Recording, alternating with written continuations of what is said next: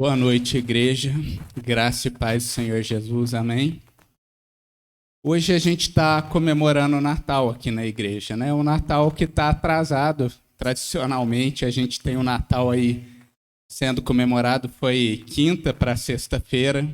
A igreja optou em deixar essa quinta para sexta, não ter o culto, e a gente hoje, no domingo, celebrar essa data tão importante, tão marcante para nós cristãos, tão marcante para a humanidade.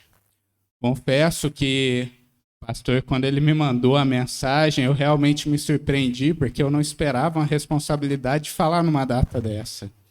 Confesso aos irmãos que em todas as minhas orações individuais dessa semana eu pedi por esse dia, pedi pela minha vida, pela vida de cada um de vocês que estão aqui assistindo também, que estão ouvindo essa mensagem.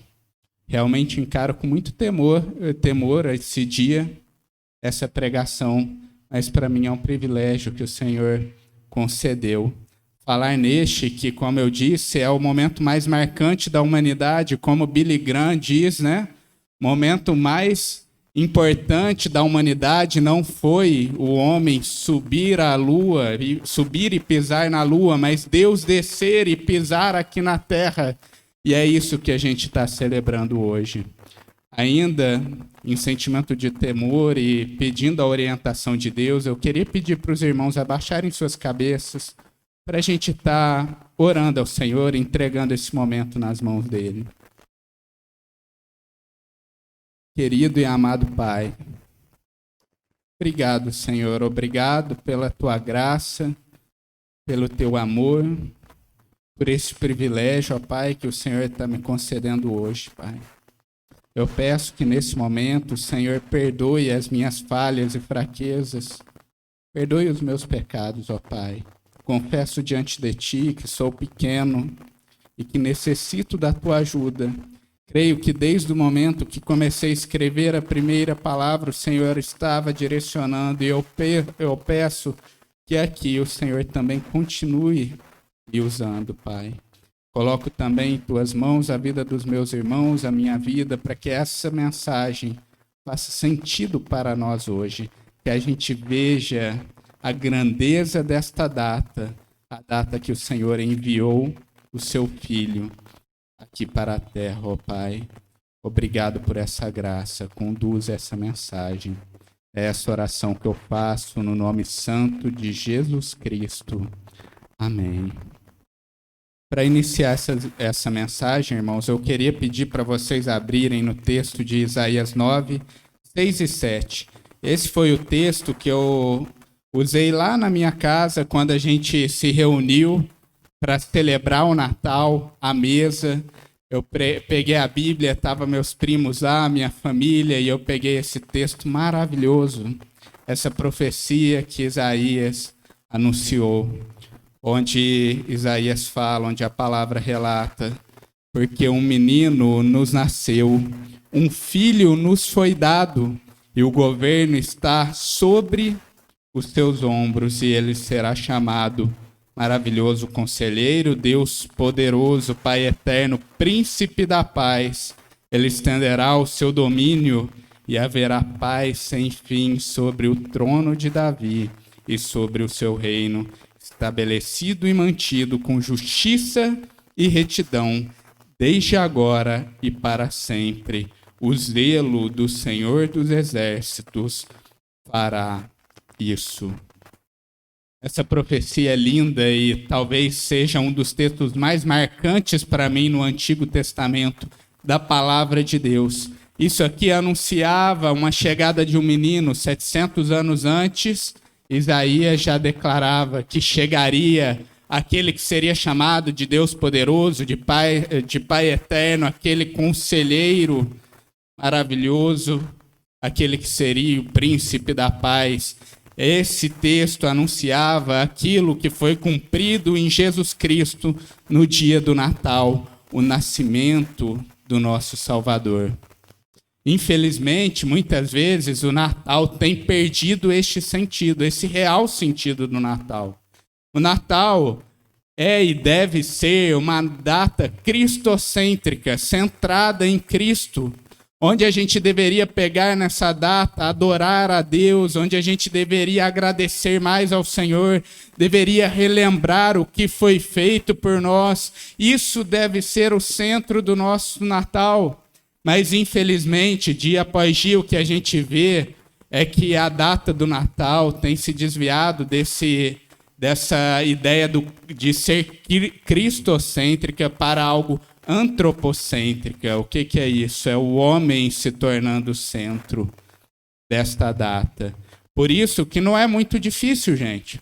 Talvez se você fizer uma pesquisa na rua e ir perguntando para as pessoas o que é o Natal para você, o que representa o Natal, vai ter muitas pessoas que vai falar para você que o Natal é uma reunião em família. Outras talvez vão falar para você que o Natal representa a troca de presentes, o ganhar e entregar presentes.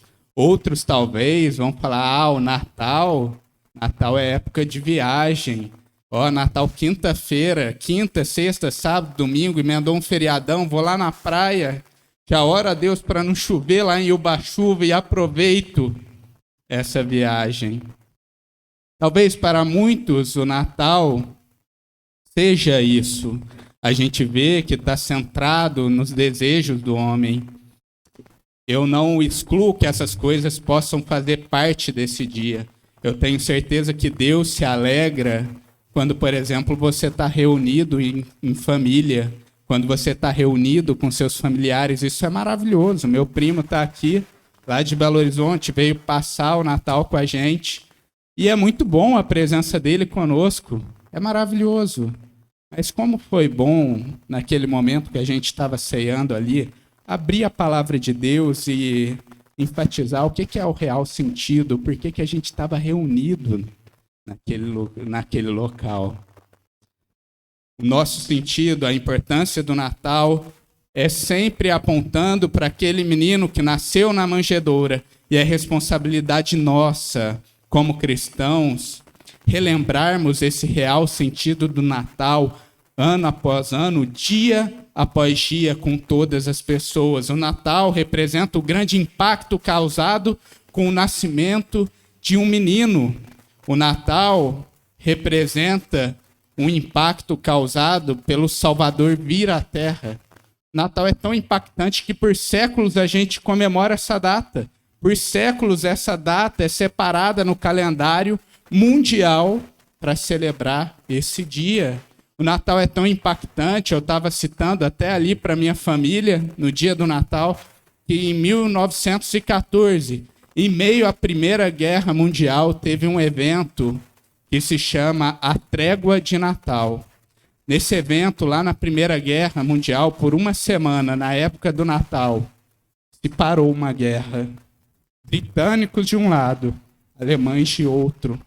Eles pararam aquela guerra, se saudaram, cantaram louvores em meio à trincheira e chegaram até a trocar presentes. Esse é o poder, este é o impacto dessa data, a data do Natal.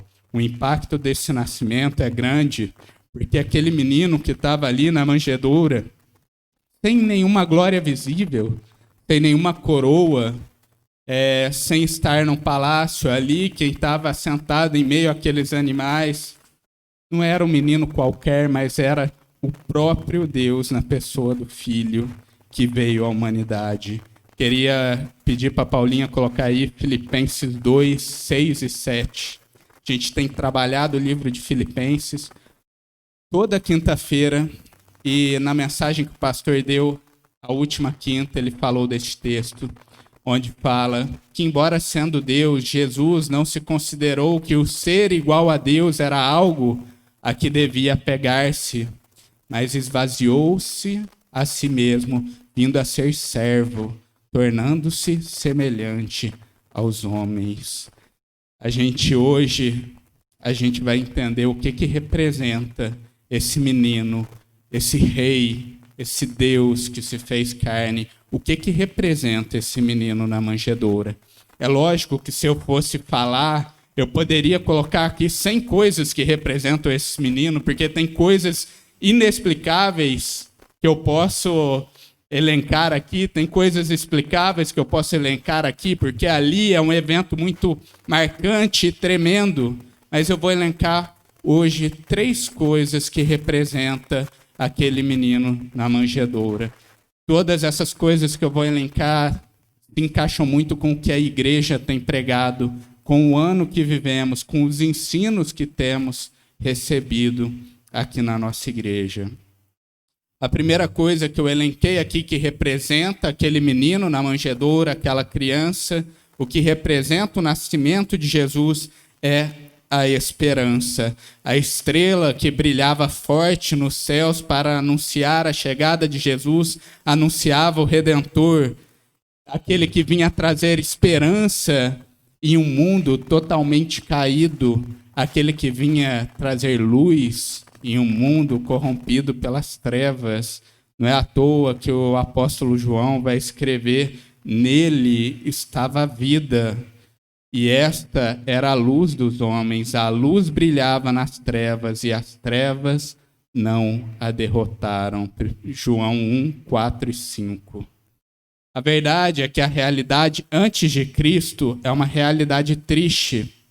Quando a gente lê as páginas do Antigo Testamento, a gente vê a realidade do ser humano. A história do ser humano acontece, inicia-se lá na criação, e a gente vê um ato tremendo de Deus quando ele cria o ser humano. É incrível quando você lê ali o relato de Gênesis, porque a gente vê como que Deus criou o resto do universo, e a gente, vou colocar aqui entre aspas, a gente vê algo um pouco impessoal. A gente vê Deus criando ali por meio da palavra e vai criando todas aquelas coisas, mas quando a gente vê que vai ali para o ser humano, a gente vê algo muito íntimo e pessoal de Deus. Deus, ele pega, ele forma o ser humano com cada característica. Deus tem um cuidado tremendo para criar o ser humano. Sopra nele o sopro de vida, dá a ele capacidades que nenhuma outra criatura tem em tamanha excelência. A própria palavra de Deus vai falar que um homem foi criado à imagem e semelhança do próprio Deus. Porém, a gente vê lá em Gênesis 3 que a gente percebe então a queda. Ali em Gênesis 3 relata a queda, onde Eva é tentada a comer um fruto que era proibido por Deus. Eva então vai lá e come aquele fruto proibido. Além disso, Adão segue o mesmo caminho e também come aquele fruto proibido. E a gente vê ali uma quebra daquele mandamento do Senhor, daquela ordem de Deus. E a partir dali, o que a gente vê é que todo ser humano, inclusive eu que estou aqui pregando, todos vocês que estão sentados, que todos se tornaram pecadores. Não é à toa que Paulo vai falar em Romanos 3, 23, todos pecaram e estão destituídos da glória de Deus. Os judeus pecaram, os gregos pecaram, os bárbaros pecaram, os brasileiros pecaram, meus familiares pecaram, aquela pessoa que eu acho boazinha, que é meu amigão, meu parceiro, também já pecou. Todos se tornaram pessoas pecadores. A gente vê que o homem, então, passa a sempre tender para o mal. Por mais que ele se esforce para fazer o bem, ele não consegue. Tanto que na Bíblia a gente tem o relato da vinda da lei de Deus. Lá em Moisés, Deus entrega a sua lei. E muitos talvez depositaram a sua esperança na lei. Muitos judeus abraçaram essa ideia, falaram: agora a gente tem a lei do Senhor. Só basta a gente cumprir essa lei e a gente está de boa com Deus. A gente está de bem com Deus. E a gente vê que aqueles judeus que depositaram a sua esperança na lei, infelizmente se frustraram. Porque quando a gente lê lá na lei de Deus que a gente deve amar o nosso próximo de todo o coração, que a gente não deve mentir, que a gente não deve deixar Deus em segundo plano, que a gente não deve cobiçar, a gente não deve adulterar nem mesmo em pensamento. Quando a gente olha para tudo isso, o que a gente vê é que a gente não consegue cumprir, que a gente é falho, a gente peca. Não é à toa que Paulo vai falar em Romanos 3:20, portanto, ninguém será declarado justo diante de Deus baseando-se na obediência da lei, pois é mediante a lei que nos tornamos plenamente conscientes do pecado. Costumo dizer que a lei é como se fosse um espelho que é colocado diante do Antônio, diante da minha mãe, diante de todos que estão aqui. Quando a gente lê aquela lei, a gente até tenta se esforçar, a gente até tenta passar uma maquiagem, até a gente tenta esconder algum detalhe, mas no final a gente só vê o quão horrível somos diante daquele espelho e o quanto que a gente não pode se apresentar diante de um Deus santo e justo da forma que somos. O que a gente vê nas páginas do Antigo Testamento, que a gente vê no Novo, é que a lei não era aquilo que trazia a esperança. A esperança verdadeira sempre esteve na promessa. Uma promessa que é colocada por Deus já em Gênesis 3:15, quando Deus declara que da descendência de Eva viria aquele que ia esmagar a cabeça da serpente, aquele que acabaria com o jugo do mal, aquele que libertaria o homem das correntes do pecado que o aprisionava. A gente vê que é essa promessa que realmente podia trazer esperança para a humanidade. Então, 2000 anos atrás, pela graça de Deus, essa promessa foi cumprida em Jesus Cristo. Eu fico imaginando o nascimento de Jesus, gente. Eu já falei em alguns cultos aqui que às vezes eu viajo. Isso aqui que eu vou falar não está na Bíblia, mas está nas minhas meditações na palavra de Deus.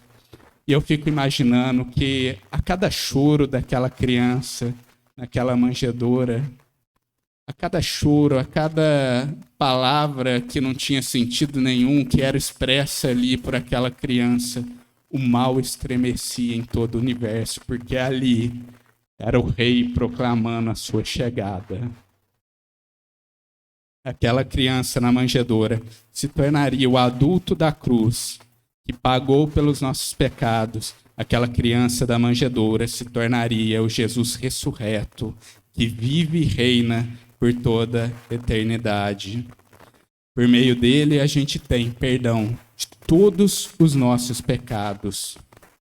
O Rafael citou aqui C.S. Lewis. Eu me lembrei na hora de um livro que eu li do C.S. Lewis. E nesse livro ele falava que a gente imaginar o perdão de Deus é muito grandioso para nós, porque perdoar para nós, uma coisa já é muito difícil. Agora imagina você perdoar várias vezes a mesma pessoa. E mais do que isso, imagina você perdoar várias vezes e a mesma coisa uma pessoa. Quantas vezes erramos novamente o mesmo erro, e mesmo assim, em sua graça, temos perdão por meio do que Cristo fez, por meio do que essa criança na manjedoura fez aqui na terra. Jesus é o cumprimento das profecias, é a esperança da humanidade para a salvação e vida eterna. Isaías 53, 4 e 5 vai falar que certamente ele tomou sobre si as nossas enfermidades e sobre si levou as nossas doenças. Contudo, nós o consideramos castigados por Deus, por ele atingido e afligido, mas ele foi transpassado por causa das nossas transgressões. Ele foi esmagado por causa das nossas iniquidades. O castigo que nos trouxe paz estava sobre ele, e foi pelas suas feridas que nós fomos curados. Glória ao Senhor, que ele seja sempre a nossa única esperança, nosso maravilhoso Salvador. As esperanças do mundo, gente, elas estão passageiras e são mentirosas, são ilusórias. Porém, em Cristo, a gente vê uma esperança verdadeira e eterna. Então, um segundo ponto que eu coloquei, que representa essa criança na manjedoura. O primeiro foi a esperança, e o segundo que eu coloquei aqui, a criança na manjedoura, representa o Deus relacional. Esse bebê nos revela como Deus é um Senhor que ama o relacionamento e a comunhão. A própria natureza de Deus aponta para isso. A nossa fé, ela tem uma particularidade que é a Trindade. Deus, ele é um, porém ele é três pessoas. Algo que foge à nossa compreensão, foge à nossa cabeça humana, mas é o que a palavra de Deus nos revela. E muitas vezes você, não sei se já chegou a se questionar isso, mas é algo para se pensar. O que Deus fazia antes de existir a terra, antes de existir qualquer criatura, antes de existir seres celestiais, anjos, céu, antes de existir tudo isso, o que Deus fazia? E aí a teologia vai responder: Pai, Filho e Espírito Santo, eles se amavam, viviam em comunhão, gozavam da sua companhia, se glorificavam. Deus, na sua própria natureza, se revela como um Deus que ama o relacionamento. Por toda a eternidade, ele vive isso, ele ama se relacionar entre eles, entre as três pessoas da Trindade, assim como ele também ama se relacionar com as criaturas, com a sua criação. O grande problema do relacionamento Deus e homem, portanto, não é Deus, é o homem. A gente vê que com a queda, que a gente falou agora há pouco, em Gênesis 3, o homem ele é corrompido pelo pecado, e a gente vê que logo após a queda, o que Deus faz? Deus vai andando por pelo Éden, por aquele jardim, para ir de encontro com os homens. E o que Adão e Eva faz naquele momento? Adão e Eva fogem e se escondem. Deus estava ali andando, indo em direção a ele, mas ali a gente vê que há um rompimento na relação Deus e homem, onde o homem passa então a se esconder, a fugir de Deus. Isso é uma consequência do pecado. A gente vê esse rompimento claro, e é por isso que Paulo vai falar em Romanos 3,11, que não há ninguém que busque a Deus. Não há nenhum homem em pecado que vai buscar a Deus. No nosso dia a dia a gente vê isso. Como que a gente vê que a humanidade tem se afastado do Senhor? Cada vez mais eu escuto pessoas falando para mim: nossa, Antônio, cada vez mais eu vejo que as pessoas têm se afastado de Deus. Como que os jovens, como que os mais novos não querem saber de Deus. Dia após dia parece que tem um esfriamento, Antônio. E quando eu escuto essas coisas, lógico que isso me choque, me dói o coração, mas não me surpreende, porque eu sei que é da natureza do pecado isso, o homem fugir desse relacionamento com Deus. A gente vê cada vez mais a humanidade buscando seus prazeres, seus desejos, voltando sua vida para si e deixando Deus de lado, fugindo daquilo que vem do Senhor. Mas é aí que entra o amor e a graça de Deus. O homem, mesmo estando longe, Deus foi atrás e o trouxe para perto por meio de Jesus Cristo. O Filho deixou o seu trono de glória e veio então se tornar humano como nós. Andou aqui em meio ao seu povo.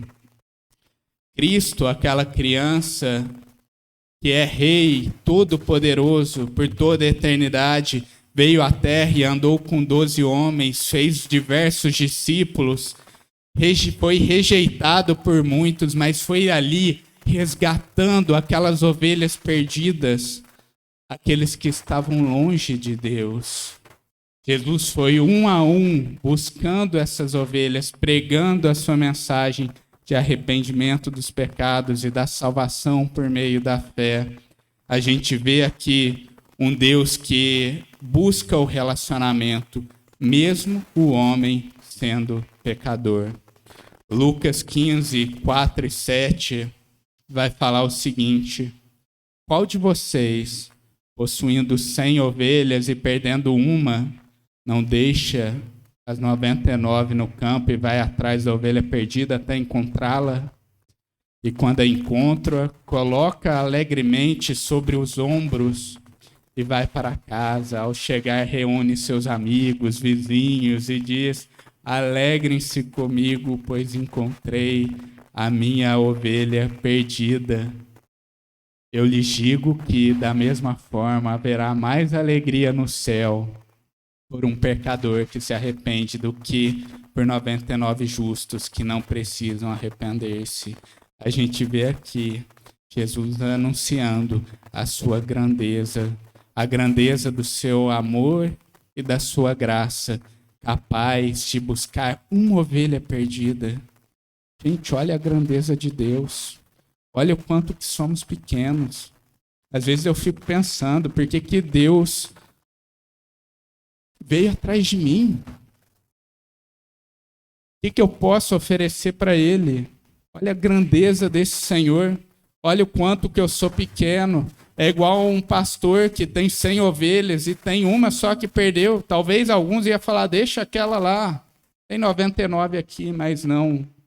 A gente vê um Deus cheio de graça, se relaciona, mesmo com esses pecadores perdidos, o resgata e o traz para o meio do seu povo. E mais do que isso, faz festa quando um pecador se arrepende e deposita fé nele. Jesus é o Deus que se fez carne, que transforma o coração do seu povo e celebra com grande alegria cada pecador que se arrepende. Jesus mostra para a gente um Deus que ama se relacionar com o seu povo. Portanto, até agora a gente viu que essa criança representa a esperança, não qualquer esperança, mas a esperança verdadeira de salvação, de vida eterna com o Senhor. E a gente viu também que ela representa um Deus que se relaciona, que ama o relacionamento. E também agora a gente vai ver que essa criança, ela representa a formação da sua igreja. A gente vê aqui que Cristo, ele veio para salvar a sua igreja e levar milhares de pessoas ao caminho do Senhor. O cristianismo, gente, já viveu diversos desafios nesses 2000 anos que se passaram. A gente pensa que 2020 foi difícil, foi realmente um ano difícil, mas teve anos complicados. A gente viu hoje cedo, por exemplo, o pastor Paulo falando da época do imperador Nero, onde cristãos eram colocados como tocha humana no meio da rua, só por declarar a sua fé em Cristo. Perseguições que a igreja viveu lá nos seus primeiros séculos. A gente vê uma igreja que também passou por 2 guerras mundiais, momentos difíceis, e que a igreja passou também por este momento. A gente vê pandemias, a gente vê na Idade Média a peste negra que devastou a Europa inteira. A gente vê agora, este ano, o Covid, o coronavírus.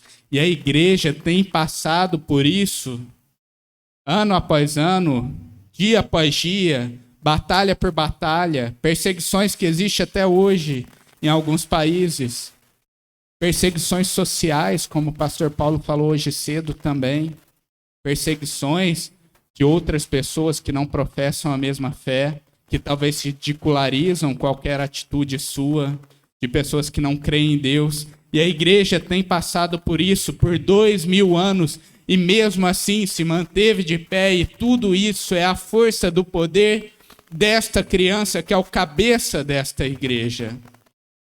Nada disso é mérito nosso, é tudo dele, é ele que sustenta, é por causa dele que existe essa igreja aqui, é por causa dele que essa igreja está de porta aberta.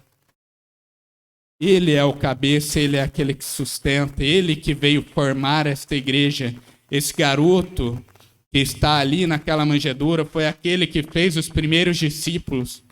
Olha os primeiros discípulos de Jesus, gente. Ele chamou pescador.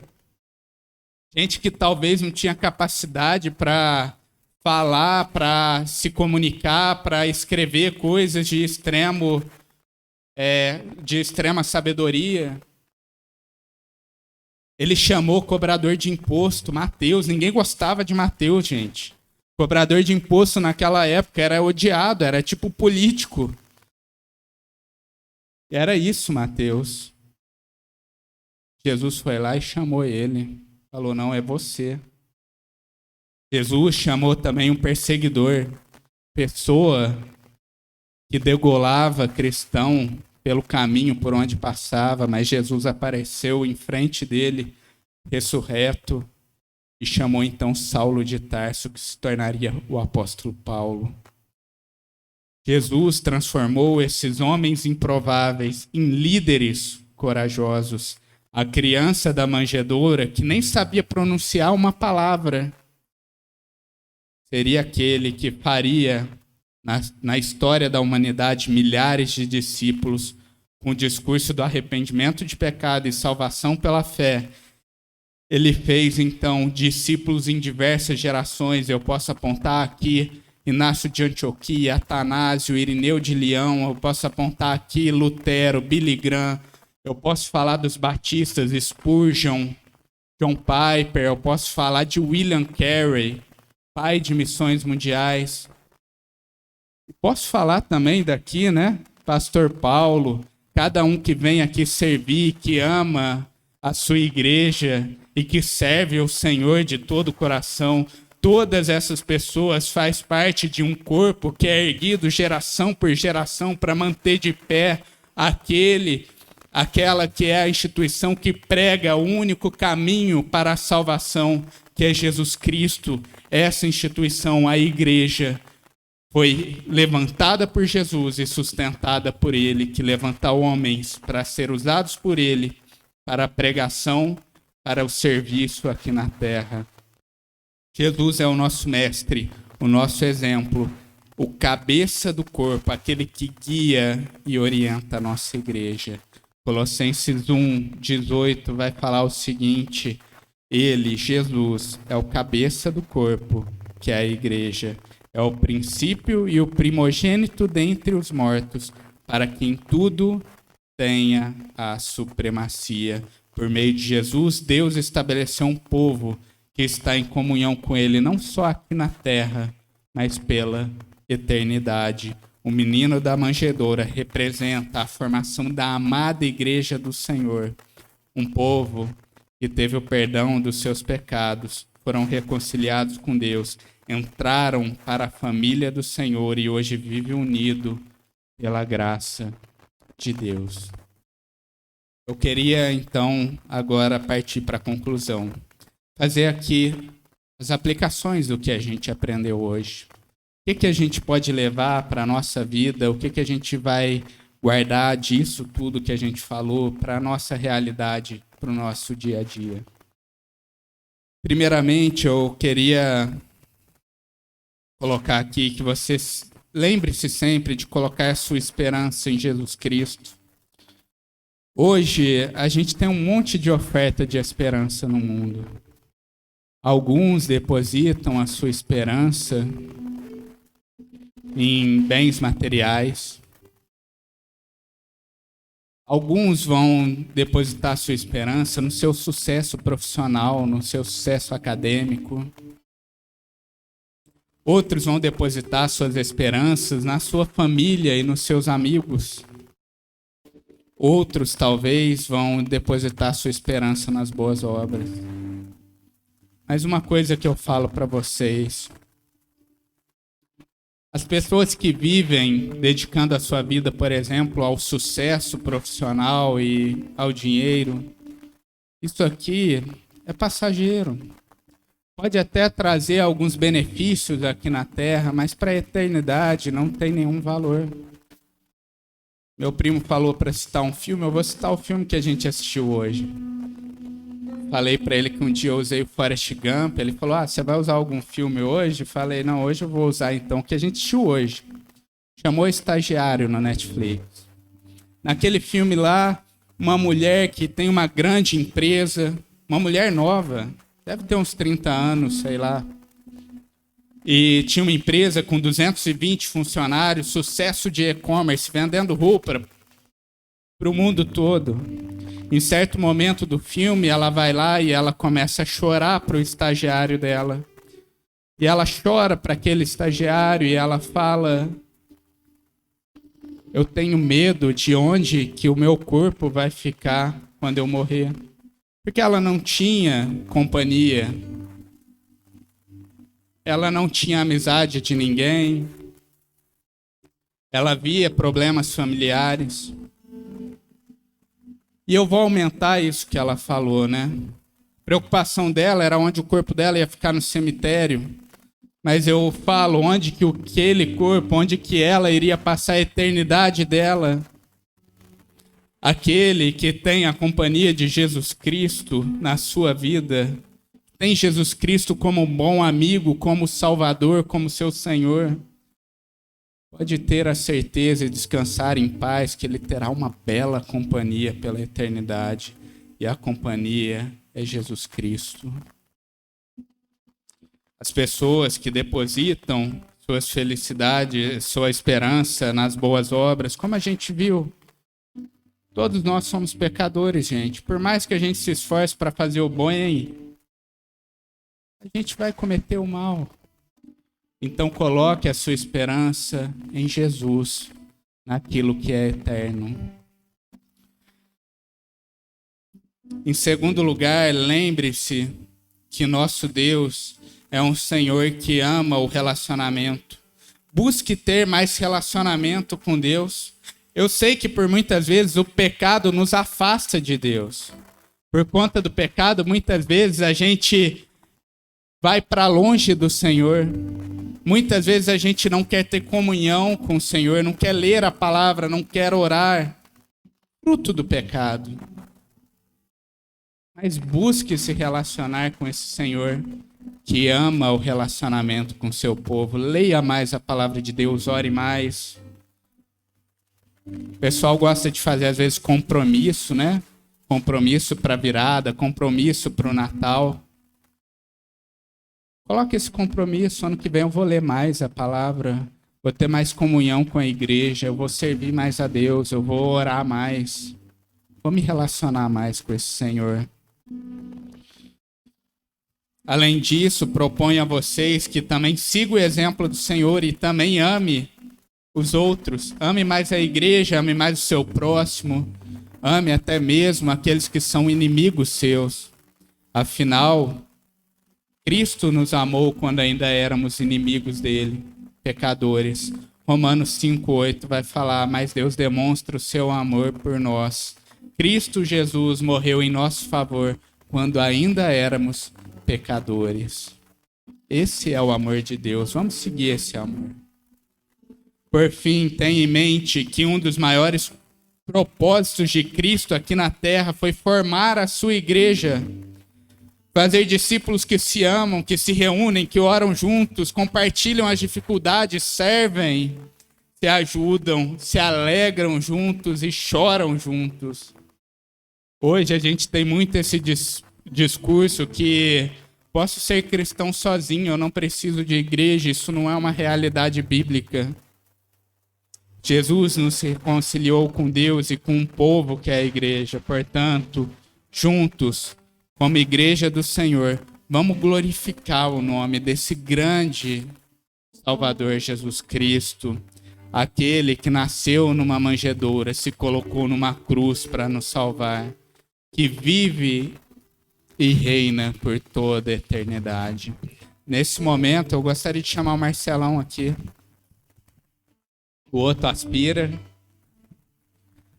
Colega de seminário, um presente que Deus deu para mim esse ano. É muito bom ter companhia junto, né? Quando a gente vai estudar. quando a gente saber que tem alguém na mesma caminhada, eu queria pedir para o Marcelo fazer uma oração de agradecimento ao Senhor, realmente entregando toda a exaltação, a glória para Ele. Nesse momento não é para pedir nada para nós, não. Não é para pedir nada para mim, nem para você, Marcelo, nem para ninguém aqui dentro. É para exaltar aquele que merece ser exaltado no dia de hoje. Amém?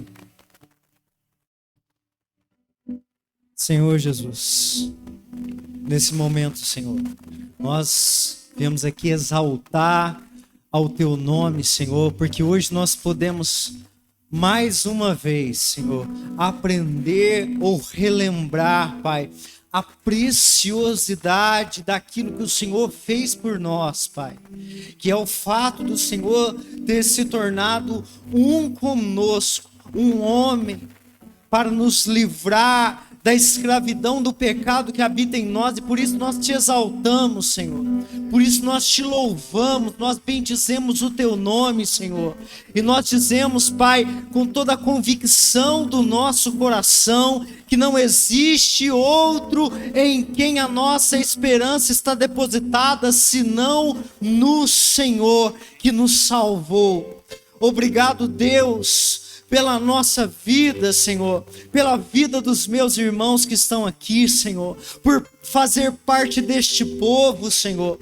Eu exalto ao teu nome, Pai, porque nem de fazer parte do teu povo nós poderíamos merecer, Pai, essa dádiva, este dom, mas pela tua graça, pela tua grande misericórdia, o Senhor nos admitiu na tua família.